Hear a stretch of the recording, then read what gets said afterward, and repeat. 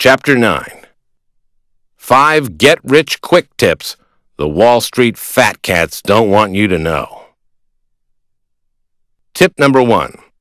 Never option stock in a blue chip, where the market cap is 20 times I made this all up. Economic issues can seem dry and technical for the average person. In fact, there is only one type of economic story that is proven to be universally captivating year after year. I am speaking, of course, of stories about lottery winners, where they bought their winning ticket, where they were when they heard they had won, whether they planned to keep their job, and what kind of car they planned to buy. But I'll admit that stories about the unemployment rate, our national debt, and the balance of trade can seem a bit dry compared to a lottery winner.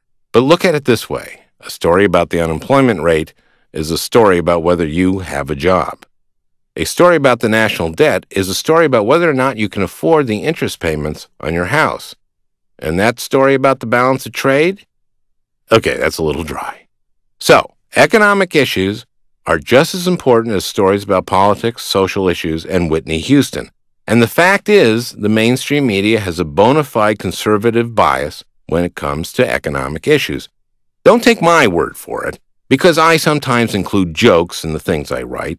My credibility can be suspect compared to someone without a sense of humor like Bernie Goldberg.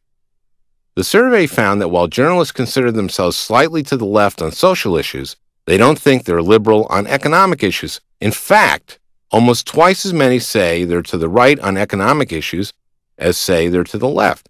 And when it comes to Social Security, Medicare, free trade, corporate power, taxes, and healthcare, the study shows that journalists are significantly to the right of the general public.